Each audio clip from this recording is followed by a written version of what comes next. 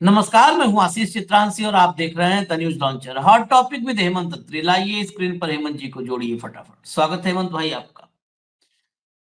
शीत सत्र शुरू होने वाला है संसद का, और हर बार कुछ ऐसी तैयारियों के साथ मोदी जी आते हैं कि देश में बवाल मच जाए। इस बार भी तैयारी थी। इस बार तैयारी थी चंडीगढ़ को लेकर के, और चंडीगढ़ मुझे दूसरे नजरिए से मैं उसको देखता हूं। मुझे पंजाब का दरवाजा नजर आता है भाजपा के।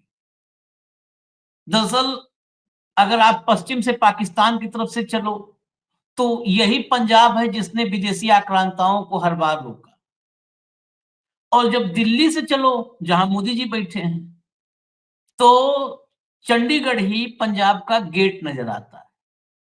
तो दरवाजे पर कब्जे की कोशिश थी और बिल लाने की तैयारी थी। ये मेरा अपना नजरिया है, हो सकता है हेमंत भाई के पास अभी चले तो कुछ और आवे, लेकिन मैं जब इस खबर को देखा तो मैं यही देखा कि दरवाजे पर कब्जे की कोशिश थी। ये चंडीगढ़ को सीधे नियंत्रण में लेने की कोशिश थी। जैसे अंडमान निकोबार है, दादर और नगर हवेली है, लक्षद्वीप है, उसी तरह से चंडीगढ़ को भी सीधे अपने कब्जे में लेने की तैयारी थी। खबर लीक हो गई, या ये कहें कि संसद में शीत सत्र में जो खेल करने वाले थे मोदी जी, वो खेल मोदी जी का पकड़ा गया, और मोदी का खेल पकड़ा गया तो दम से मोदी ने सरेंडर कर दिया। लेकिन इसे अभी सरेंडर बहुत सारे लोग कह रहे हैं, हमने भी कह दिया सरेंडर, लेकिन मेरे मन में संदेह है। उस संदेह पर भी आगे हम बात करेंगे। मेरे मन में संदेह है क्योंकि जो सरेंडर जिसको दिखाया जा रहा है, हमेशा बिटवीन द लाइंस ये खेल करते हैं, वो आधा सरेंडर किए हुए हैं। आधा सरेंडर मतलब अभी घुटने पे नहीं आए हैं, कमर झुकाए हैं, और कमर झुका करके कब ये उठ जाएं और सीधा सामने वाले को गिरा दें पता नहीं चलता है। कमर झुकाने में शुतुरमुर्गी आसन हो जाता है, मुंडी नीचे होती है, पता नहीं चलता है कि आदमी मुस्कुरा रहा है कि रो रहा है। तो ये शुतुरमुर्गी आसन में है इस समय। मुंडी नीचे है, नीचे मुंडी करके मुस्कुरा रहे हैं, आगे के लिए कुछ और घनघोर प्लानिंग कर रहे हैं, योजना बना रहे हैं। यह सरेंडर वाकई है, ये समझेंगे चर्चा में। खबर लाइए, सबसे पहले दिखाइए खबर। चंडीगढ़ के लिए राष्ट्रपति सीधे बना पाएंगे नियम, अलग से प्रशासक भी लगा सकेंगे। ये बहुत महत्वपूर्ण है। बहुत सारे मतलब हो सकता है बहुत सारे दर्शकों को इसमें रुचि न जगे कि भाई चंडीगढ़ में उससे क्या देश में होना है। बहुत कुछ होना है। चंडीगढ़ 240 में डाल करके अब ये डायरेक्ट यहां पर एलजी बिठाया जा सकता था, जैसे एलजी बिठा दिया जाता है, एलजी बिठा दिया जाता। और चंडीगढ़ में अगर एलजी बिठा दिया जाता तो पंजाब पर एक नकेल हो जाती, इसको आप मान लीजिए, अगर सीधे राष्ट्रपति के नियंत्रण में होगा। पंजाब पर नकेल, क्योंकि ये पंजाब का पूरा प्रशासन चंडीगढ़ से चलता है।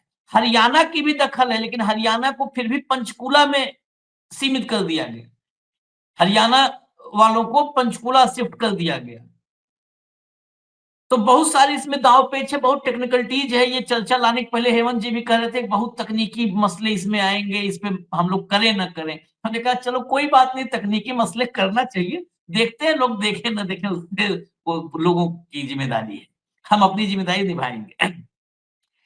अब जरा जब ये बात सामने आई कि चंडीगढ़ को सीधे कब्जे में मोदी जी लेने की तैयारी में है, तो पूरा खलबली सी मच गई, हड़कंप मच गया। कुछ मैं आपको रिएक्शन सुनवाता हूँ, लाइए भैया एक एक करके सुनवाइए। देखिए, भारतीय जनता पार्टी पंजाब से नफरत करती है, पंजाब के लोगों से नफरत करती है। पहले हमारे खेती को छीनने का यत्न किया, पंजाब के किसान को मारने का यत्न किया, पहले काले कानून लेके आए और पंजाब के लोगों ने एकजुट होकर वो लड़ाई लड़ी और भारतीय जनता पार्टी को करारी हार का सामना करना पड़ा, उसको बेड्रा करना पड़ा। उसके बाद बीबीएम के ऊपर हमला, हमारे पानियों के ऊपर हमला, उसके बाद पंजाब जो चंडीगढ़ यूनिवर्सिटी है उसके ऊपर हमला, 200 जो हमारे कॉलेज है उसके ऊपर हमला। आज बिल्कुल डायरेक्टली जो चंडीगढ़ है, जो पंजाब के गाँव को उजाड़ के बना था, पंजाब के लोगों को उजाड़ के बना था, जिसके ऊपर पंजाब का हक है। और ये बिल्कुल रेजोल्यूशन में पास हुआ है, कैबिनेट में पास हुआ है कि पंजाब जो है चंडीगढ़ में को मिलेगा, चंडीगढ़ जो है पंजाब को मिलेगा और हरियाणा अपनी डिफरेंट कैपिटल एस्टैब्लिश करेगा।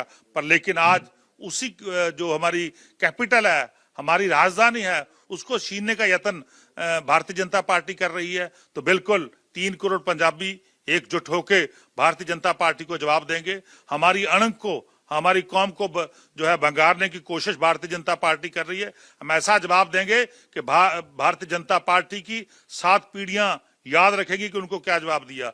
हमारे गुरु साहबान का हम 350वां बलिदान दिवस मना रहे हैं और गुरु साहबान ने 350 वर्ष पहले इस देश के लिए कुर्बानी दी, इस देश को एकजुट रखने की, एकता और अखंडता बना के रखने की कुर्बानी दी और दूसरे धर्म के लिए कुर्बानी दी। और आज उसी स्टेट के ऊपर भारतीय जनता पार्टी अपना हमला कर रही है। ऐसा हम बर्दाश्त नहीं करेंगे। हम 3 करोड़ पंजाबियों को आवाज देते हैं कि आओ हम इकट्ठे होकर भारतीय जनता पार्टी को मुंह तोड़ जवाब दें। ये पंजाब के मंत्री थे चीमा साहब, हरपाल सिंह चीमा। अगली बाइट उदित राज, कांग्रेस का रिएक्शन।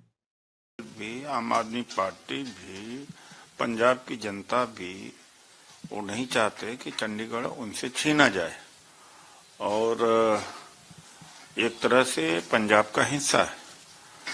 और जो पावर दिया जाएगा राष्ट्रपति को, तो एक तरह से केंद्र सरकार के द्वारा, जो वर्तमान में मोदी सरकार है, उसकी ही शासन होगा। तो जो चंडीगढ़ का स्टेटस है वो खत्म किया जाएगा। और राष्ट्रपति का मतलब क्या होता है कि जो केंद्र सरकार कहेगी वही रूल्स रेगुलेशन और कानून लागू होंगे, तो वो पंजाब से हट जाएगा। और इसलिए विरोध हो रहा है और इसका विरोध होना चाहिए। जिस तरह से सेंट्रलाइजेशन ऑफ पावर हो रहा है और हमारा फेडरल स्ट्रक्चर है, जो संघीय ढांचा है, और उसमें संतुलन है कि पावर का विकेंद्रीकरण होना चाहिए। अब सारी पावर का केंद्रीकरण होता जा रहा है, इसका हम विरोध करते हैं। चलिए अब लाइए अगला रिएक्शन। ਜਿਹੜੀ ਬਹੁਤ ਹੀ ਖਤਰਨਾਕ ਖੇਡ ਕੇਂਦਰ ਵਿੱਚ ਬੈਠੀ ਬੀਜੇਪੀ ਸਰਕਾਰ ਜਿਹੜੀ ਹੈ ਉਹ ਸਾਡੇ ਨਾਲ ਕਰਨ ਜਾ ਰਹੀ ਹੈ। ਅਜੇ ਯੂਨੀਵਰਸਿਟੀ ਦਾ ਮਸਲਾ ਨਿਬੜਿਆ ਨਹੀਂ ਸੀਗਾ, ਅਜੇ ਸਾਡੇ ਪਾਣੀ ਦੇ ਮਸਲੇ ਨਿਬੜੇ ਨਹੀਂ ਸੀਗੇ, ਅਜੇ ਸਾਡੇ ਪਹਿਲੇ ਕਈ ਮਸਲੇ ਖੜੇ ਆ। ਪਰ ਅੱਜ ਕੇਂਦਰ ਨੇ ਇੱਕ ਬਿੱਲ ਜਿਹੜਾ 1 ਦਸੰਬਰ ਨੂੰ ਲੋਕ ਸਭਾ ਦਾ ਸੈਸ਼ਨ ਸ਼ੁਰੂ ਹੋ ਰਿਹਾ, ਉਹਦੇ 'ਚ ਲਿਆਉਣ ਦਾ ਫੈਸਲਾ ਕੀਤਾ। 131ਵਾਂ ਸੋਧ ਬਿੱਲ ਜਿਹੜਾ ਉਹ ਲਿਆਉਣ ਦਾ ਫੈਸਲਾ ਕੀਤਾ। ਚੰਡੀਗੜ੍ਹ ਨੂੰ ਜਿਹੜਾ ਉਹ ਧਾਰਾ 240 ਦੇ ਅਧੀਨ ਲਿਆਉਣ ਦੀ ਕੋਸ਼ਿਸ਼ ਕੀਤੀ ਜਾ ਰਹੀ ਹੈ। ਇਹਦਾ ਮਤਲਬ ਇਹ ਹੈ ਕਿ ਜੇ ਚੰਡੀਗੜ੍ਹ ਧਾਰਾ 240 'ਚ ਆ ਗਿਆ ਤੇ ਚੰਡੀਗੜ੍ਹ ਸਦਾ ਲਈ ਪੰਜਾਬ ਤੋਂ ਵੱਖ ਹੋ ਜਾਏਗਾ। ਇਹ ਕੋਸ਼ਿਸ਼ ਕੀਤੀ ਜਾ ਰਹੀ ਹੈ। ਸਾਡੇ ਕੋਲ ਚੰਡੀਗੜ੍ਹ ਖੋਹਣ ਦੀ ਕੋਸ਼ਿਸ਼ ਕੀਤੀ ਜਾ ਰਹੀ ਹੈ। ਕਦੀ ਚੰਡੀਗੜ੍ਹ ਦੀ ਯੂਨੀਵਰਸਿਟੀ ਖੋਹਣ ਦੀ ਕੋਸ਼ਿਸ਼ ਕੀਤੀ ਜਾਂਦੀ ਹੈ, ਕਦੀ ਜਿਹੜੀ ਉਹ ਵਿਧਾਨ ਸਭਾ ਵਾਲੀ ਬਿਲਡਿੰਗ ਹੈ ਉਹ ਖੋਹਣ ਦੀ ਕੋਸ਼ਿਸ਼ ਕੀਤੀ ਜਾਂਦੀ ਹੈ, ਕਦੀ ਕੁਝ ਕੀਤਾ ਜਾਂਦਾ। ਕੇਂਦਰ ਸਰਕਾਰ, ਸਮੇਂ ਦੀਆਂ ਸਰਕਾਰਾਂ ਨੇ ਪੰਜਾਬ ਨਾਲ ਪਹਿਲਾਂ ਹੀ ਬਹੁਤ ਧੱਕਾ ਕੀਤਾ। ਜਦੋਂ ਪੰਜਾਬੀ ਸੂਬਾ ਬਣਿਆ ਸੀਗਾ ਉਦੋਂ ਹੀ ਇਹ ਤੈਅ ਹੋਇਆ ਸੀਗਾ ਕਿ ਇਹ ਰਾਜਧਾਨੀ ਜਿਹੜੀ ਚੰਡੀਗੜ੍ਹ ਦੀ ਹੈ, ਕਿਉਂਕਿ ਪੰਜਾਬ ਦੇ ਕਿਸਾਨਾਂ ਦੀਆਂ ਜ਼ਮੀਨਾਂ ਉਜਾੜ ਕੇ, ਸਾਡੇ ਪਿੰਡ ਉਜਾੜ ਕੇ ਇਹ ਰਾਜਧਾਨੀ ਬਣੀ ਹੀ ਸਾਡੀ ਮਲਕੀਤ 'ਤੇ ਬਣੀ, ਸਾਡੀ ਜ਼ਮੀਨ 'ਤੇ ਬਣੀ ਹੈ। ਇਸ ਕਰਕੇ ਇਸ ਨੂੰ ਕਦੇ ਵੀ ਛੱਡਿਆ ਨਹੀਂ ਜਾ ਸਕਦਾ। ਇਸ ਕਰਕੇ ਇਹਨੂੰ ਕਦੇ ਵੀ ਕੇਂਦਰ ਵੱਲੋਂ ਕੀਤੀ ਜਾਂਦੀ ਹਰ ਕੋਸ਼ਿਸ਼ ਨੂੰ ਜਿਹੜਾ ਫੇਲ ਕੀਤਾ ਜਾਊਗਾ। चलिए, ये आम आदमी पार्टी के विधायक थे कुलदीप और स्पोक्सपर्सन, चीफ स्पोक्सपर्सन हैं। 240 अनुच्छेद 240 का खेल जो है वो खेल समझ गए हैं। एक अरविंद केजरीवाल का ट्वीट भी है, वो दिखाइए। बस हम 1 मिनट में आते हैं हेमंत जी के पास। ये केजरीवाल ने लिखा, बीजेपी की केंद्र सरकार द्वारा संविधान संशोधन के माध्यम से चंडीगढ़ पर पंजाब के अधिकार को खत्म करने की कोशिश किसी साधारण कदम का हिस्सा नहीं, बल्कि पंजाब की पहचान और संवैधानिक अधिकारों पर सीधा हमला है। फेडरल स्ट्रक्चर की धज्जियां उड़ाकर पंजाबियों के हक छीनने की यह मानसिकता बेहद खतरनाक है। जिस पंजाब ने देश की सुरक्षा, अनाज, पानी और इंसानियत के लिए हमेशा बलिदान दिया, आज उसी पंजाब को उसके अपने हिस्से से वंचित किया जा रहा है। ये केवल एक प्रशासनिक फैसला नहीं, बल्कि ये पंजाब की आत्मा को चोट पहुंचाने जैसा है। इतिहास गवाह है कि पंजाबियों ने कभी किसी तानाशाही के सामने सिर नहीं झुकाया। पंजाब आज भी नहीं झुकेगा। चंडीगढ़ पंजाब का है और पंजाब का रहेगा। अब ये जब रिएक्शंस आने शुरू हुए, और वैसे इसमें कोई दो राय नहीं है कि पंजाब से भाजपा और पंजाबियों से भाजपा नहीं लड़ पाई है। वो दिल्ली में रहने वाले कुछ आपको दिखते होंगे, दिल्ली में है वो। दिल्ली पंजाब की धरती और दिल्ली धरती में बहुत फर्क है। यहाँ आने के बाद बहुत अलग अलग धंधा पानी देखना पड़ता है। तो वो आपको दिखते होंगे मोर्चे में, ये सिख मोर्चा भाजपा के हैं सिख नेता, पंजाब में नहीं घुस पाए अब तक। तो क्या हुआ, हड़कंप मचा। दिखाइए जरा खबर। हालांकि इस खबर को अभी पूरा समझना है। चंडीगढ़ का स्टेटस बदलने पर केंद्र का यू टर्न, कहा इस संसद सत्र में नहीं ला रहे बिल से पंजाब हरियाणा से संबंधों पर फर्क नहीं। अब जरा पीआईबी जिसके जरिए ये खबर आई कि यू टर्न है, उसकी लैंग्वेज को पढ़ना जरूरी है। वो पढ़ देते हैं, इससे और क्लियर हो जाएगा। संघ राज्य क्षेत्र चंडीगढ़ के लिए सिर्फ केंद्र सरकार द्वारा कानून बनाने की प्रक्रिया को सरल बनाने का प्रस्ताव अभी केंद्र सरकार के स्तर पर विचाराधीन है। यानी ये प्रस्ताव तो है, ये प्रस्ताव कहे ना, फिर जब मचा बवाल तो उल्टे पांव फिर भागे, मुंडी नीचे किए। विचाराधीन है प्रस्ताव। इस प्रस्ताव पर कोई अंतिम निर्णय नहीं लिया गया है। इस प्रस्ताव में किसी भी तरह से चंडीगढ़ की शासन प्रशासन की व्यवस्था या चंडीगढ़ के साथ पंजाब या हरियाणा के परंपरागत संबंधों को परिवर्तित करने की कोई बात नहीं है। चंडीगढ़ के हितों को ध्यान में रखते हुए हितधारकों से पर्याप्त विचार विमर्श के बाद ही उचित निर्णय लिया जाएगा। इस विषय पर चिंता की आवश्यकता नहीं है। आने वाले संसद के शीतकालीन सत्र में इस आशय का कोई बिल प्रस्तुत करने की केंद्र सरकार की कोई मंशा नहीं है। ये पीआईबी ने बताया, मतलब ये ऑफिशियल सरकार का स्टेटमेंट है। इस सत्र में मंशा नहीं है, लेकिन मंशा है। और मंसूबा ये खतरनाक है क्या, हेमंत भाई? आशीष भाई नमस्कार, आपको सारे दर्शक साथियों को भी। देखिए, इस सरकार की, इसके कर्णधारों की, गुजरात लॉबी की अगर आपके शब्दों में कहूं तो एक मंशा शुरू से रहती कि जो इनके काबू ना आए किसी कारण से, उसको फिर जिस भी तरीके से जो हो उसके लिए कीजिए, ताकि एक दबाव बन सके एक खास अंदाज के अंदर। और इसकी बैकग्राउंड तो बहुत ज्यादा लंबी चौड़ी, लेकिन हम स्पेसिफिक बात करेंगे, ज्यादा इतिहास में नहीं जाएंगे। बेसिकली ये फेडरल स्ट्रक्चर को एक बार फिर उस पर हमला करने की कोशिश है। जो यूनियन टेरिटरी चंडीगढ़ है वो आज भी यूटी है, केंद्र शासित प्रदेश है। मैं दर्शकों के लिए बता दूं, 114 वर्ग किलोमीटर का एरिया है। और 1966 में जो पंजाब रिऑर्गेनाइजेशन एक्ट बना था, जिसके तहत हरियाणा बना अलग से और पंजाब दोनों अलग हुए, दोनों भाई अलग हुए, और चंडीगढ़ को यूनियन टेरिटरी का दर्जा दिया गया पंजाब रिऑर्गेनाइजेशन एक्ट में 1966। ठीक, उसके तहत यहाँ पर क्या है कि यहाँ पे जो पंजाब का गवर्नर है उसी को यूटी का एडमिनिस्ट्रेटर माना जाता है, उसी के पास यूटी एडमिनिस्ट्रेशन का चार्ज होता है। यही चला रहा है 1966 से। अब ध्यान से सुनिएगा बात, 2016 के अंदर क्या हुआ। दिल्ली में मोदी जी सर्वशक्तिशाली, और इन्होंने एक आदेश पारित कर दिया चुपके से कि चंडीगढ़ के लिए अलग से प्रशासक नियुक्त करेंगे। यानी कि पंजाब का जो गवर्नर है वो नहीं रहेगा, इसका यूटी का एडमिनिस्ट्रेशन नया गवर्नर करेंगे।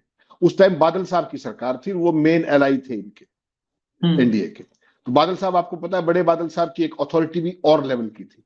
आजकल के मुख्यमंत्रियों का तो सौदा ही कुछ नहीं उनके सामने।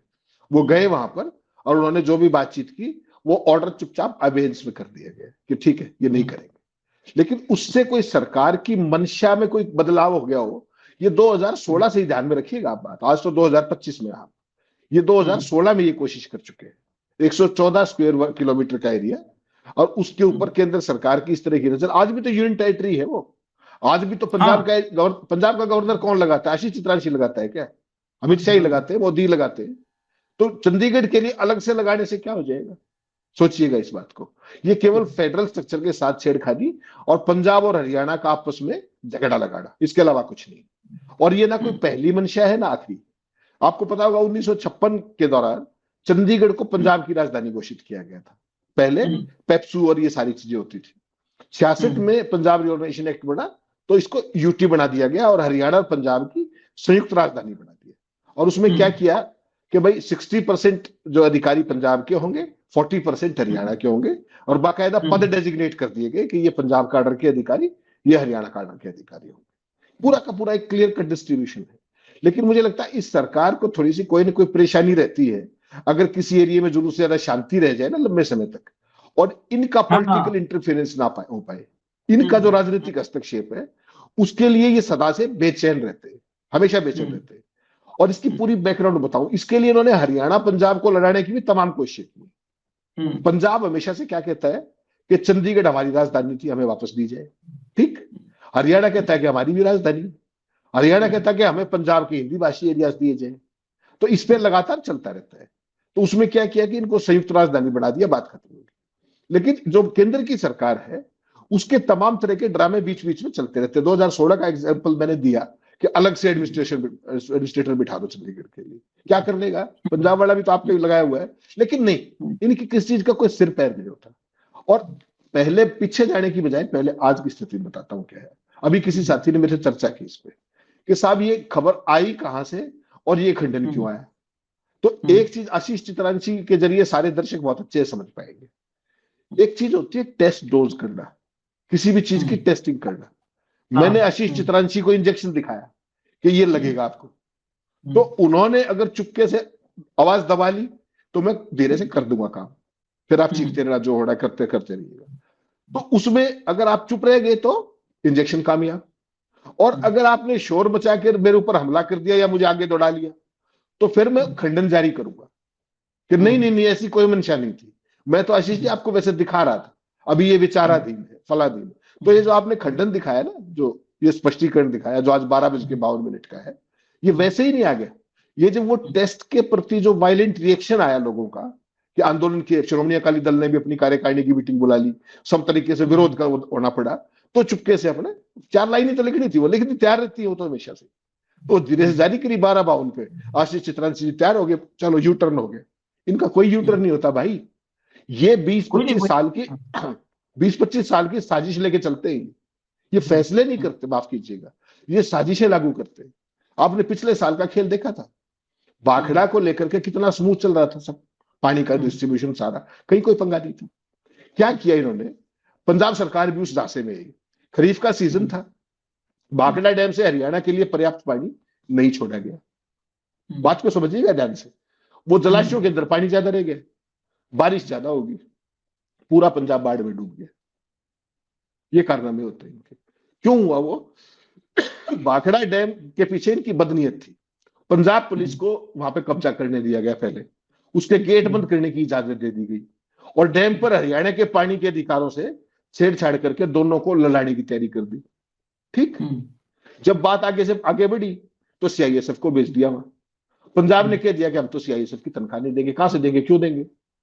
तो उनका आपस में नुकसान किसको हुआ, हरियाणा को पानी नहीं मिला, हरियाणा की खरीफ की सारी फसलें चौपट हुई, हरियाणा में पेयजल का संकट हुआ, और वो जलाशयों में पानी इतना हो गया कि सारा पंजाब डूब गया। पंजाब पे हमने बाकायदा बाढ़ पे बहस एक पूरी चर्चा की थी मैंने और आपने, ठीक। तो ये इस तरह के कारनामे करते हैं।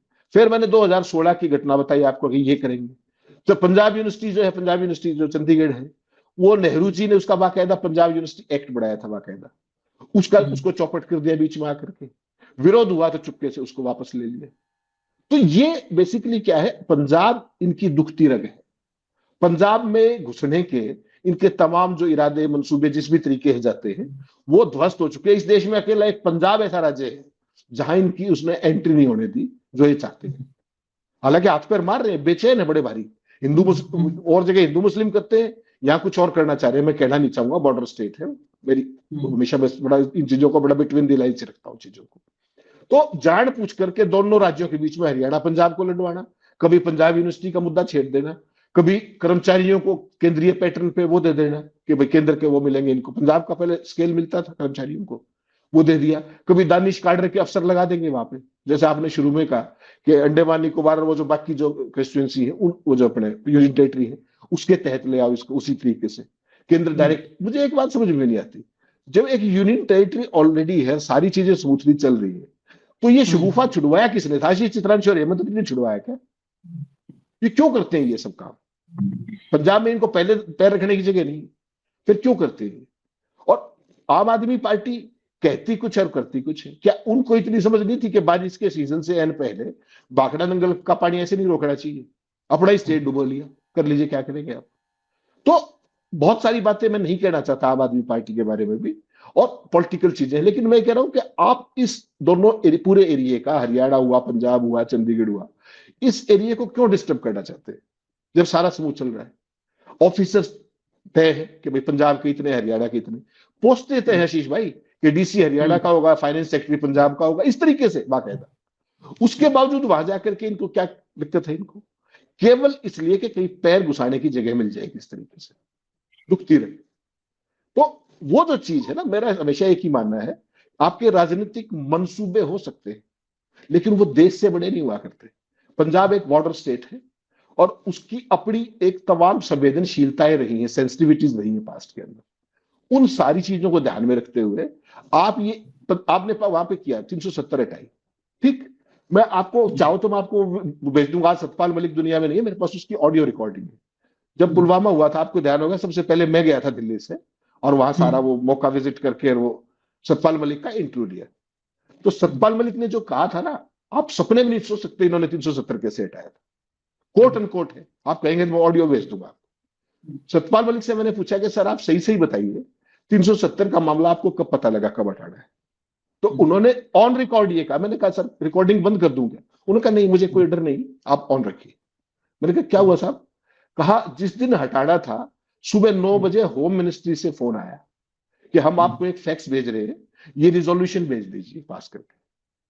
सोचिए आप, और ये 11 बजे हाउस में पेश करना है माननीय गृह मंत्री जी को। 9 बजे सुबह बता रहे हैं। पहले दिन शाम को आपने सतपाल मलिक का बयान देखा होगा जिसमें उन्होंने कहा था 370 के बारे में कोई चर्चा नहीं, जबकि सिक्योरिटी बहुत ज्यादा बड़ी हुई थी, वो सारी चीजें थी। सुबह 9 बजे फैक्स, पहले फोन आया, फिर फैक्स आया, ड्राफ्ट आया कि ये पास करके भेज दीजिए, क्योंकि वहां पे विधानसभा भंग थी तो गवर्नर की काउंसिल से पास करके भेज दीजिए इसको, ठीक। उन्होंने सारा कर करा के 10:30 बजे भेज दिया फैक्स से गवर्नर साहब ने। फिर वापस आया कि इसमें हल्का सा तरमीम है, ये जल्दी करके भेजिए। उन्होंने वो फिर वापस भेज दिया 11:15 पास करके, 11 बजे संसद में पेश कर दिया। ऐसे कानून बनाते ही त्वरित गति से। तो जो ये आपका खंडन भी आया ना, तो इसको केवल एक आपने बिल्कुल सही कहा, आधा सरेंडर है ये। और इन्होंने कहीं ये नहीं कहा कि हम ये नहीं करेंगे, ये ध्यान रखिएगा। ये नहीं कहा कि हम नहीं करेंगे, कहा कि अभी उस पर विचार कर रहे हैं, सभी स्टेक होल्डरों से बात करेंगे। अरे भले लोगों, तुमने किसी मुद्दे पर आज तक स्टेक होल्डरों से बात की क्या? इस देश का भट्ठा बिठा दिया 11.5 साल में, किस मुद्दे में तुमने स्टेक होल्डर से बात की? नोटबंदी कर दी, नोटबंदी कर दी। हमेशा स्टेक होल्डर ही तो बाहर होते हैं। हाँ, नहीं, स्टेक होल्डर की तो जो कुछ होना होता है उसका तो बेचारे का वही होना होता है ना। वो शब्द प्रयोग नहीं करना चाहता, कई बार हम भी भावुक होकर कुछ चीजें ऐसी कर देते हैं। तो उसमें देश के अंदर नोटबंदी करी, रिजर्व बैंक को पता था क्या? रिजर्व बैंक ने तो मना किया था नोटबंदी की, किसी से पूछे बिना लॉकडाउन कर दिया। कितनी देर के नोटिस पर? 12 घंटे का भी नोटिस नहीं मिला भाई साहब, 4 घंटे का नोटिस। सोचिए आप, ये इस तरह के भ्रांतिकारी फैसले करते, क्रांतिकारी मैं बिल्कुल नहीं कह रहा। और इनके किसी फैसले के पीछे कोई मंशा, आप मुझे ये बताइए, जब सारा काम स्मूथ चल रहा है, हरियाणा पंजाब के बीच में कोई तनाव नहीं है, सारी चीजें हैं, क्यों तुमने पानी रुकवाया भाई? क्या जरूरत थी? वो डुबो दिया पूरा पंजाब। पंजाब यूनिवर्सिटी का जो एक्ट 1947 में नेहरू जी किस तरीके से लाए थे, बोला नहीं नहीं ये उसमें फिर छेड़खानी, फिर वापस 2016 में अलग एडमिनिस्ट्रेटर बनेगा, फिर वापस आज कानून लाएंगे 240 में लेंगे, फिर कह दिया कि नहीं अभी नहीं लाएंगे। आप करना क्या चाह रहे हैं? आप सरकार चला रहे हैं कि एक तमाशा कर रहे हैं। This shows their non seriousness, unprofessionalism. और एज ए पॉलिटिकल पार्टी, ये मैं वही कह रहा हूं, राजनीतिक पार्टी ये करती नहीं है सब काम। ये तो जो आप कहते हो ना कि गुजरात जो लॉबी, ये गुजरात लॉबी क्या सोचती है, क्या करती है, इसकी मंशा क्या होती है, उसको एक बात तो आप समझ सकते हैं कि वो देश के लिए तो भले की नहीं हो सकती वो बात, ठीक। एक कारण बता दीजिए मुझे कि पंजाब के जो चंडीगढ़ के स्टेटस को छेड़ा जाना चाहिए आज की तारीख, कारण बता दीजिए, कोई बुद्धिजीवी बता दे मुझे। केवल ये कि इनकी दाल नहीं गल रही, और ये मेरे से लिखवा लीजिए कि इन हरकतों से तो बिल्कुल नहीं गलेगी। मैं देखिए क्लियर करते। शुरू में आज हमारी और हेमंत जी की बड़ी इस मामले में एकदम 100% करीब सहमति है। मैंने कहा था ये सरेंडर भी नहीं है, ये खाली ये भी हाफ सरेंडर भी नहीं है। ये जब ये मुंडी नीचे कर समझ लीजिए कि साजिश और बढ़ रही है, उसका विस्तार हो रहा है, उसका आकार बढ़ रहा है। तो ये आकार बढ़ा रहे हैं, अभी साजिश का आकार बढ़ा रहे हैं। राजनीतिक मंसूबे हो सकते हैं, हेमंत जी ने कहा राजनीतिक मंसूबे, भाई किसी के भी कोई हो, राजनीति कर रहे हैं, लेकिन राजनीतिक मंसूबे नापाक मंसूबे नहीं हो सकते, ये कतई। और ये नापाक मंसूबों का हिस्सा है। दूसरा, शुरू में मैंने कहा था कि ये कुल मिला जुलाकर पंजाब में घुसने की कोशिश है। कैसे, जो मुझे लगता है, फिर इसी पर मैं हेमंत जी से फाइनल बोलूंगा कंक्लूजन, कैसे लगता है पंजाब का एडमिनिस्ट्रेशन कंप्लीट इनके होल्ड में होगा, कंप्लीट इनके होल्ड में अगर होगा तो पंजाब, मतलब पंजाब और पंजाबियत जो है ना, वो चंडीगढ़ में बसती है। ये चंडीगढ़ से वहां की सरकार, भाई पंजाब से, चंडीगढ़ से तो पूरा पंजाब ऑपरेट हो रहा है ना हेमंत भाई, चंडीगढ़ से ही ऑपरेट हो रहा है ना। सरकार वहां बैठी है, सेक्रेटरीट है वहां। हाँ, सरकार से सीधा टकराव। अब जैसे क्या है, राज्यपाल वहां का है, राज्यपाल ही चंडीगढ़ का प्रशासक है। इनको एक प्रशासक ऐसा मिल जाएगा जैसे यहां दिल्ली में बैठते हैं वो सक्सेना और कौन कौन जो केजरीवाल से भिड़ते लड़ते रहे, वैसा वहां की सरकार से सीधा टकराव। मतलब आपकी हैसियत नहीं है तो आप एक वहां पर ऐसा ओहदा क्रिएट करके एक ऐसे आदमी को बिठा दो जो रोज भिड़े, रोज भिड़े। वो डेली के भिड़ंत का उपाय है और कुछ नहीं है, रोज टकराव। बस केवल मुझे केजरीवाल का ट्वीट बहुत अच्छा था, हेमंत जी ने नहीं कहा लेकिन मैं कही देता हूं, केवल मुझे एक ही बात पर एतराज है कि केजरीवाल की पूरी सियासत, मैं पंजाब के नेताओं को इससे अलग रखता हूं। पंजाब के नेता हो सकता है केजरीवाल के साथ आ गए होंगे, कई बार मोमेंटम बिल्ड होता है, उस मोमेंटम में आ गए होंगे। मुझे नहीं लगता है कि पंजाब में रहने वाला कोई भी पंजाबी नेता, सिख नेता पंजाबियत के खिलाफ जाकर के केजरीवाल या किसी के साथ खड़ा होगा, मुझे लगता नहीं है ऐसा। लेकिन केजरीवाल की कुल मंशा एक बात ही रही है सन 2010 से अब तक, वो कांग्रेस को खत्म करके खुद को खड़ा करना चाहते हैं। भाजपा का बाल बांका करना उनका टारगेट नहीं है। आपको लगता होगा कि वो भाजपा से लड़ रहे हैं, भाजपा से लड़ते हुए इसलिए दिखते हैं ताकि अपोजिशन में सेधमारी कर पाए। वो भाजपा से लड़ते कभी नहीं है। भाजपा से लड़ते अगर केजरीवाल तो दिल्ली में सुपड़ा नहीं साफ होता। केजरीवाल दिल्ली छोड़ करके गुजरात में भाजपा के साथ लड़ने चले गए थे, मतलब कांग्रेस से लड़ने।